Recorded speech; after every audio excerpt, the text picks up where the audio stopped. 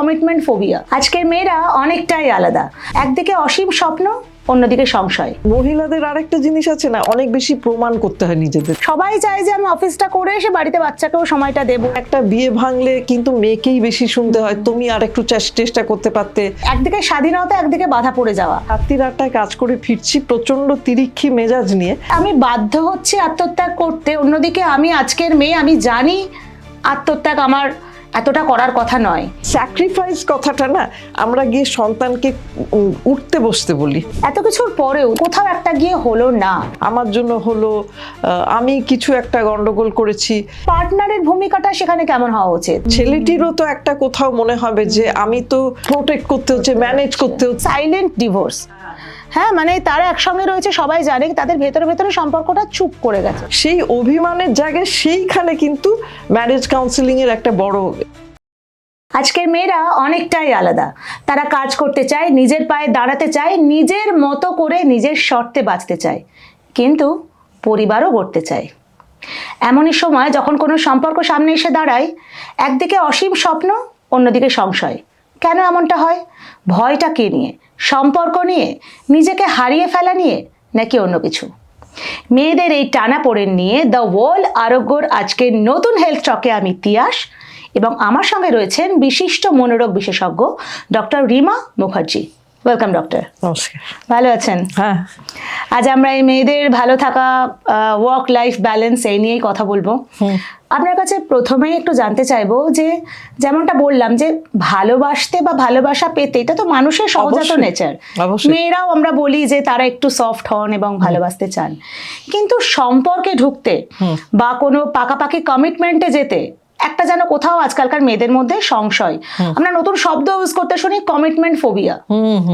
তো এইটা কেন হচ্ছে? এটার একটা বড় কারণ হচ্ছে যে প্রথমত যে যে মেয়ে, যে মহিলা কাজ করছে, যার একটা কেরিয়ার অলরেডি তৈরি হচ্ছে, সে সেই জায়গায় পৌঁছানোর জন্য অনেকটা সময়, অনেকটা পরিশ্রম করেছে। তার একটা, সেটাও একটা তার পার্ট অফ তার ভেরি স্ট্রং আইডেন্টিটি।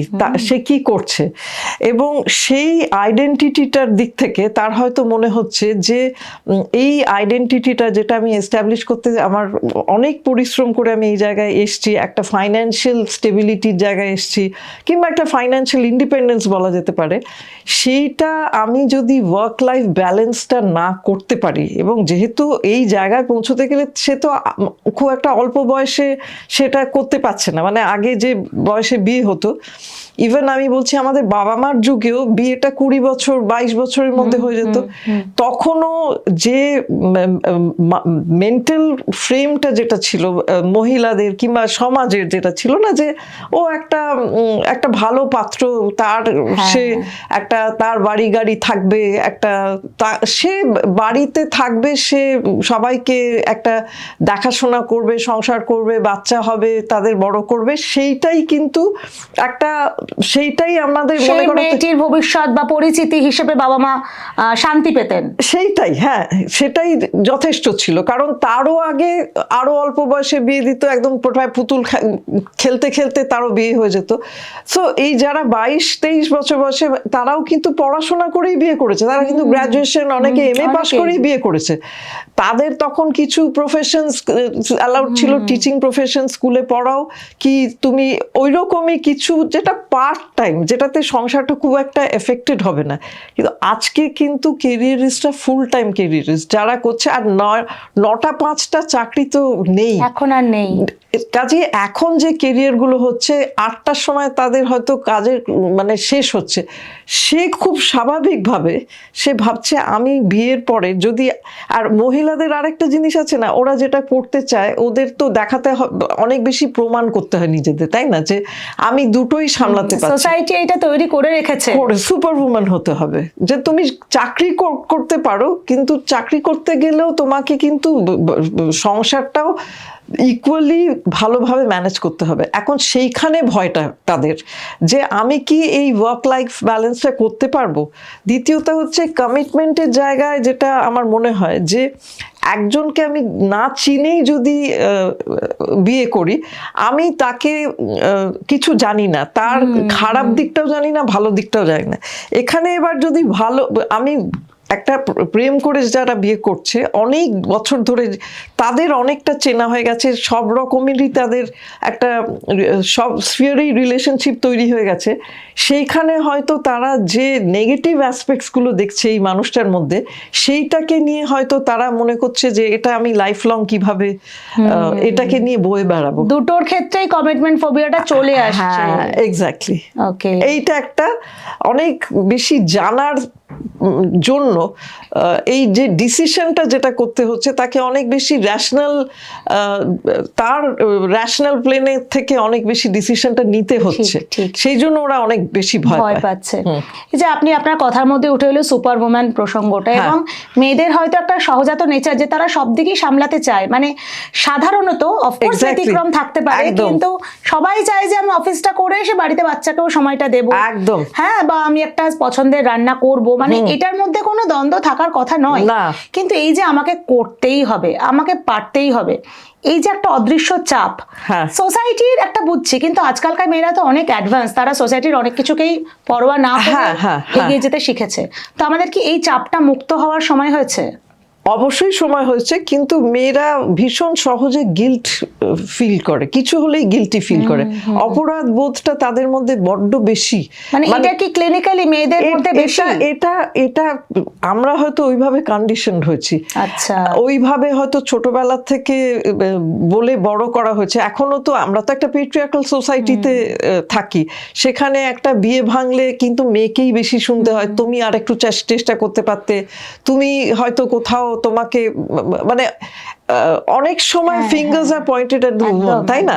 কিংবা একটা বাচ্চা যদি ঠিকমতো বড় মানুষ না হয়, মেয়েটাকে কিন্তু দোষ দেওয়া হয়। মা তো নিজেও গিল্টে ভোগে যে আমার মেয়েটা তো নিজে, অবশ্যই, সেই জন্য ছোটবেলা থেকে সেও জানে যে আমি যদি পারফেক্টলি সবকিছু না করি, আমার দোষ, সে আমার সন্তান ঠিক মতো হবে না, কিংবা সংসারটা ঠিক মতো না চলার পেছনে আমারই সেটা দোষ, এবং সে সেটা খুব ফিলও করে। সেই জন্য ওই সুপার উম্যান, মানে আজকে কিন্তু কোনো ছেলের ওই অপরাধ বোধটা হয় না যে আমি বাড়ির দিকে ইকুয়াল অ্যাটেনশন দিতে পারি না, বিকজ ওদের ওভাবে কন্ডিশন করা হয় না, ওটা করা হয় না। তো সেই জন্যই এটা একটা সমস্যার জায়গা তৈরি হয়। এই যে সংসার, বিয়ে মানে সংসার, এই শব্দটা শুনলেই মানে মেয়েদের অন্তত প্রাইমারিলি মনে হয় বাধা পড়ে যাব, আমার পাটাকেও বেঁধে দেবে। এবং ওই যে আপনি বললেন সেই স্বাধীনভাবে কেরিয়ার গড়েছে, সেইখানটাতে মানে একদিকে স্বাধীনতা, একদিকে বাধা পড়ে যাওয়া, এই দ্বন্দ্বটার মধ্যেও কি খুব একটা পড়তে হচ্ছে? অবশ্যই পড়তে হচ্ছে, কারণ কি একজন যে মানে অবশ্যই তার তো একটা ভয়ঙ্কর রকমের বোঝা তার ঘাড়ে এসে পড়ে, তাই না? বিশেষ করে যখন তার বাচ্চা হয়, এবং সেখানে দ্বন্দ্বটা একটা সাংঘাতিক টানাপোড়েনের মধ্যে দিয়ে তাকে যেতে হচ্ছে। কারণ কি একটা বাচ্চাকে, কিন্তু আমি পৃথিবীতে একটা বাচ্চাকে এনেছি, তাকে কি শুধু একটা খুব ভালো আমি মেটেরিয়াল কমফোর্টস দেওয়ার জন্যই তো আনিনি, আমি তো তার সাথেও তো আমার একটা বন্ডিং অ্যাটাচমেন্টের প্রসেস রয়েছে, কোয়ালিটি সময় দিতে হবে, কোয়ালিটি সময়। সেখানে আমি রাত্রি 8টায় কাজ করে ফিরছি প্রচন্ড তিরিক্ষি মেজাজ নিয়ে, আমি তখন বাচ্চাটাকে তার সাথে কোয়ালিটি সময় তো দিতে পারছি না। সে আস্তে আস্তে যখন বড় হচ্ছে, আমার তখন প্রচন্ড রকমের প্যানিক সৃষ্টি হচ্ছে যে ও পড়াশোনাটা ঠিক করে করতে পারছে কিনা, ওর হোমওয়ার্ক কমপ্লিট করছে কিনা, প্রজেক্ট কমপ্লিট করছে কিনা। আর টিচাররা তো টিচাররাও নিজেরাই তো ওয়ার্কিং উইমেন, কিন্তু তারা তো টিচাররা যখন মাদের ডেকে বলে যে আপনি যথেষ্ট সময় দিচ্ছেন না, তাহলে এই মহিলা কোথায় যাবেন? একদমই।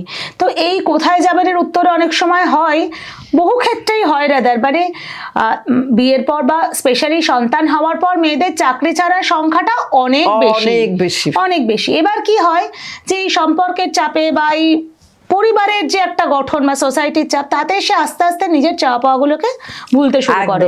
যে হয়তো খুব উচ্চাকাঙ্ক্ষী ছিল, যে হয়তো ভাবতো একদিন পাহাড় চড়বো, সে হয়তো ভাবতো একদিন আমি আমার ক্যারিয়ারের এই জায়গাটা টপ করব, আস্তে আস্তে সেগুলো একটু একটু করে বাদ যেতে শুরু করে, একটা চুপচাপ আত্মত্যাগের জায়গা নিশ্চয়ই আছে। আবার আমরাই আজকের মেয়েরা তারা খুব জোর গলায় বলছি যে না, মেয়ে মানে সর্বংসহ আত্মত্যাগী, এই ইমেজটা আমরা ভাঙবো, মানে আমরাই তো এই জিনিসটা এই জায়গাটায় পৌঁছবো। তো এই যে আমি বাধ্য হচ্ছি আত্মত্যাগ করতে, অন্যদিকে আমি আজকের মেয়ে, আমি জানি আত্মত্যাগ আমার এতটা করার কথা নয়, এই দ্বন্দ্বটা কিভাবে সামাল দেওয়া যাবে?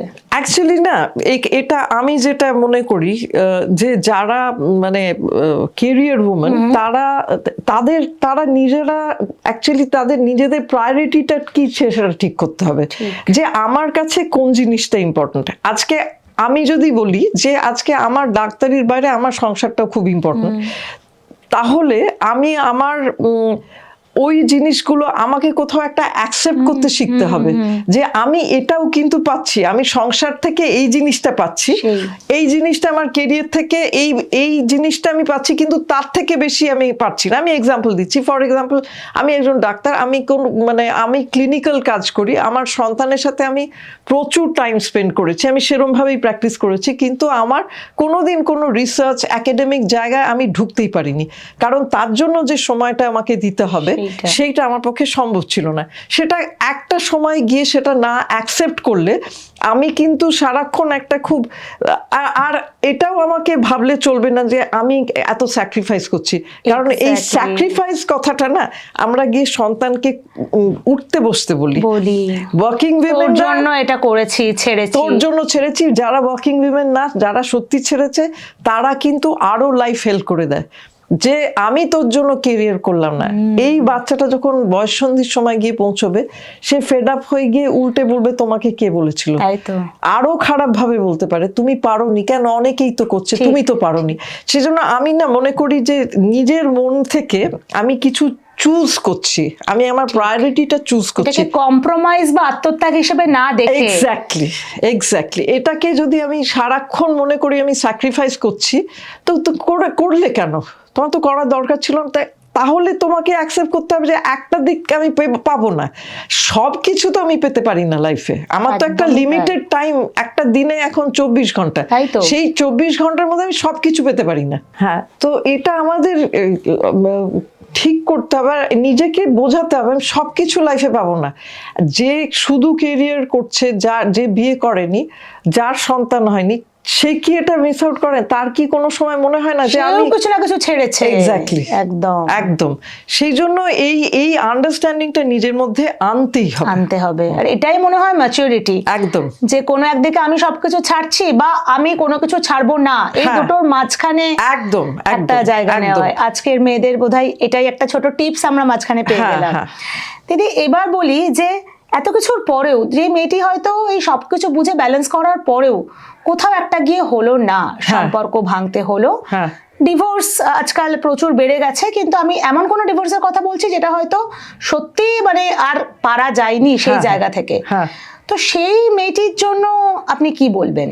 বিয়ে করাটা মানে আমরা একটা তো মনে করি যে এটা সারা জীবনের, কিন্তু আজকাল ডিভোর্সটা যদিও আমরা মেন্টালি হয়তো ভাবি যে হ্যাঁ ডিভোর্সটা হতে পারে, আজকাল হচ্ছে, সেখানে একটা নিজেকে প্রথম কথা হচ্ছে আমার দোষে হয়েছে, আমি আর কি করতে পারতাম। অনেক মহিলা তারা এই জায়গাটা আটকে থাকে যে আমার জন্য হলো, আমি কিছু একটা গন্ডগোল করেছি, কিংবা পুরো দোষটাই মানে আমার মনে হয় একটা খুব ব্যালেন্সড ভাবে দেখা উচিত যে এখানে এই যে বিয়েটা ভাঙলো, এটা থেকে আমার কি কিছু এই এক্সপিরিয়েন্সটা থেকে আমার কি কিছু লার্নিং আছে।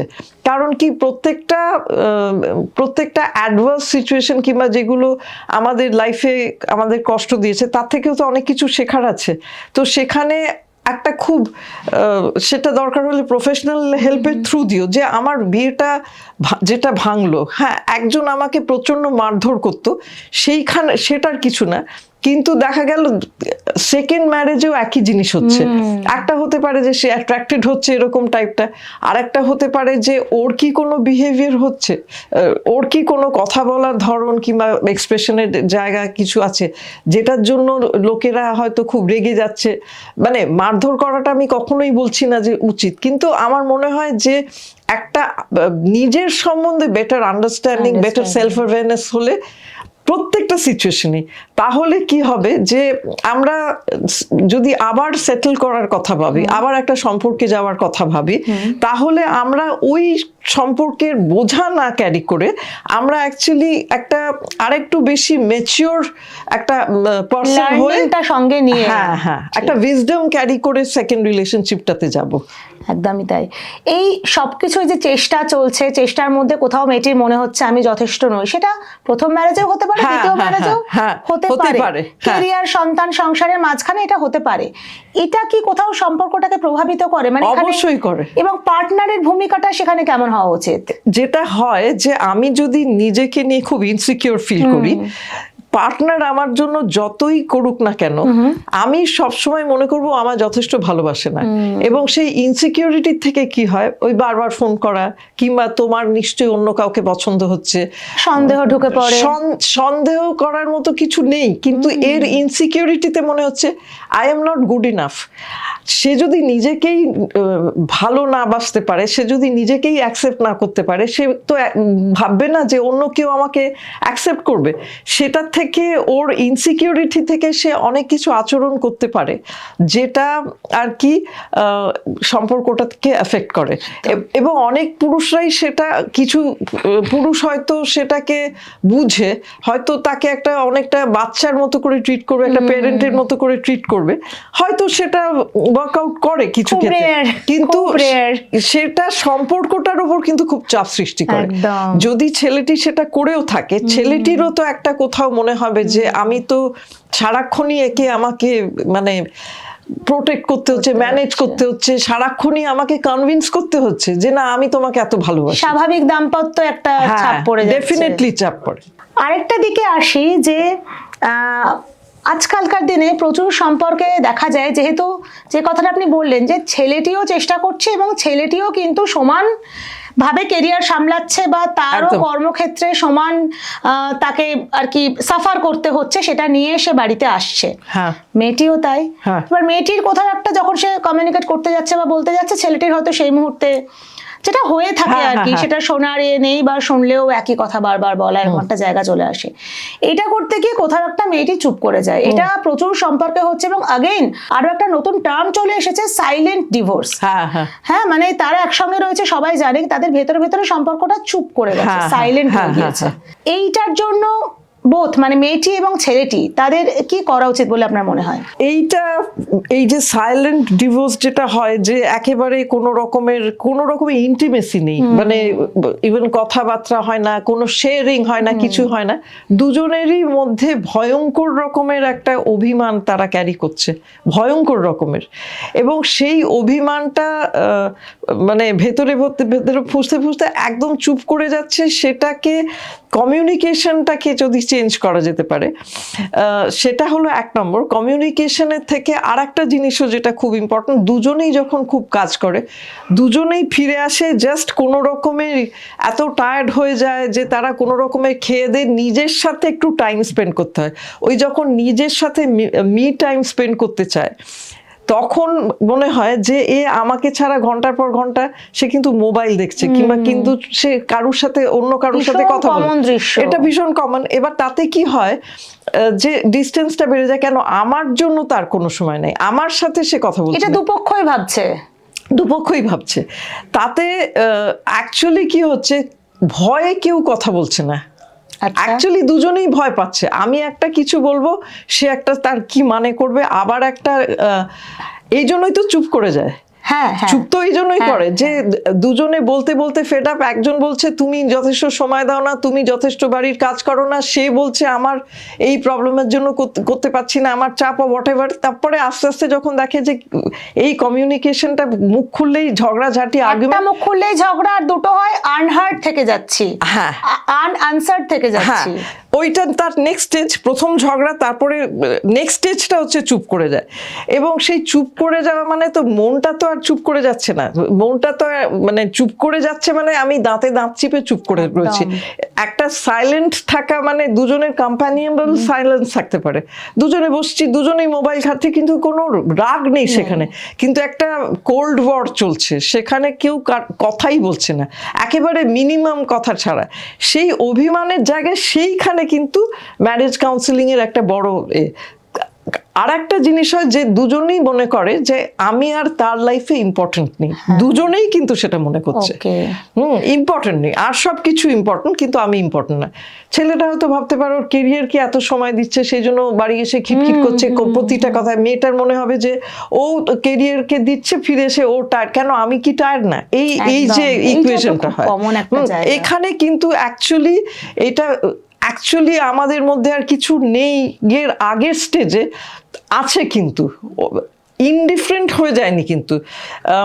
সেই জন্য এখনো অনেক ফিলিংস রয়েছে, যেটার একটা দুজনে একসাথে কাউন্সিলিংয়ে না গেলেও দুজনে আলাদা গিয়ে কথা বলা, দুজনেরই হয়তো ডিপ্রেশন হয়েছে, দুজনেরই হয়তো কিছু সাইকোলজিক্যাল সাইকিয়াট্রিক প্রবলেমস হয়েছে, সেটা দুজনেরটা বুঝতে পারছে না। সেখানে ট্রিটমেন্টে কিন্তু এদের মধ্যে অনেকটা ইমপ্রুভমেন্ট হতে পারে। এবং যেটাকে আমি বলি যে কোয়ালিটি টাইম, আজকে আমরা বাচ্চার সাথে যেরকম কোয়ালিটি টাইম, ঠিক আছে, আমরা এইটাও তো কমিউনিকেট করছি, আমরা সারা সপ্তাহ কথা বলবো না কারণ আর্গিউ করব, কিন্তু রবিবার দিন আমরা চুটিয়ে মজা করব, আমরা একসাথে এটা করব ওটা করব, সেটাও তো একটা possibility, that are enormous possibility. প্রত্যেকটা ম্যারেজ ইউনিক, প্রত্যেকটা রিলেশনশিপ, আমরা স্টিরিওটাইপ, আমার বাবা মার এরকম সম্পর্ক ছিল অতএব আমারটা এরকম হচ্ছে না বলে আমাদেরটা গন্ডগোলের, সেটা ভাবলে চলবে, কারণ আজকে যুগটা একদম আলাদা। একদমই তাই।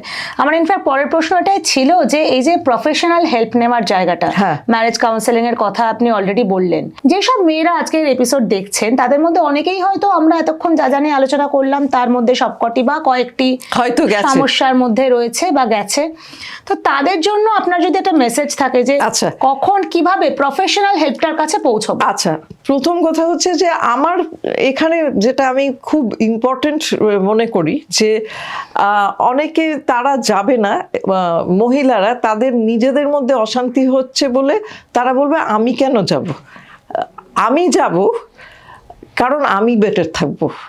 প্রথম জিনিস হচ্ছে আমাকে বেটার থাকতে হবে, আমি বেটার না হলে অন্যজনকে আমি বেটার করার চেষ্টা করা উচিত না।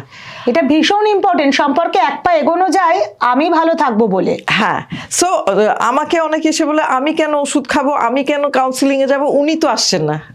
আমি তখন তাদের এটাই বলি যে আপনি আসছেন আপনার জন্য, আপনার নিজের ইমপ্রুভমেন্টে। এই যে আপনি বেটার থাকছেন, আপনি বেটার যেই থাকবেন, হতে পারে আপনাকে দেখে ভাবতে পারে যে না ও তো বেটার আছে, আচ্ছা ঠিক আছে আমিও গিয়ে দেখি না কি হয়। কিন্তু এটাকে যদি আমি একটা প্রত্যেকটা জিনিস যদি ইকুয়ালিটিটার জায়গায় না, আমরা ফেমিনিজম ইকুয়ালিটি এইসব করতে গিয়ে না আমাদের নিজেদের ভালো থাকার কথাটাও তো ভুলে যাচ্ছি, কারণ আমরা সারাক্ষণই একটা ওয়ার জোনের মধ্যে, সারাক্ষণ একটা কম্পিটিশন হচ্ছে, ও গেলে আমি যাব, এ বলছে তুমি গেলে আমি যাব, এ বলছে তুমি যাও আমি যাব না। আরে আমার কথা হচ্ছে পৃথিবীতে আমরা একাই এসছি, একাই যাব, সে গেল না গেল সেটা তার ডিসিশন, কিন্তু আমি যাব আমার নিজেকে ঠিক রাখার জন্য। এবং এটাও একটা ম্যাচিউরিটি, একদম, যে দায়িত্বটা আমি নেব, একদম অ্যাবসলিউটলি। এবং এখানে সন্তানের পক্ষেও একটা দুটো ঝগড়াঝাটি করছে, তার মধ্যে একজনও যদি শান্ত হয়ে যায়, সে বাড়ির পরিবেশটাও অনেকটা ইমপ্রুভ করে যায়। ডক্টর মুখার্জিকে অনেক ধন্যবাদ, এত সুন্দর করে আজকের মেয়েদের এই টানাপোড়েন বা সম্পর্কের দ্বন্দ্বের স্তরগুলো এত সংবেদনশীলভাবে বুঝিয়ে দিয়ে গেলেন। আজকের মেয়েরা একসঙ্গে অনেক কিছু হতে চায়, তারা কেউই দুর্বল নয়, তারা সকলেই নিজের কাজ নিজের মতো করে বাঁচা, নিজের পরিবার নিজে লিড করতে চায়, এটার মধ্যে কোনো অন্যায় নেই। কিন্তু যদি মানসিক বোঝাপড়া আরো বেটার করা যায় নিজের সঙ্গে, নিজের পার্টনারের সঙ্গে, তাহলে সম্পর্কও হয়তো আরো দীর্ঘমেয়াদী, আরো আনন্দের হতে পারে। আজকের এই পডকাস্ট আপনাদের ভালো লেগে থাকলে লাইক করুন, কমেন্টে মতামত জানান, অবশ্যই শেয়ার করুন। ততক্ষণ দেখতে থাকুন দ্য ওয়ার্ল্ড, কারণ খবর এখন এখানেই।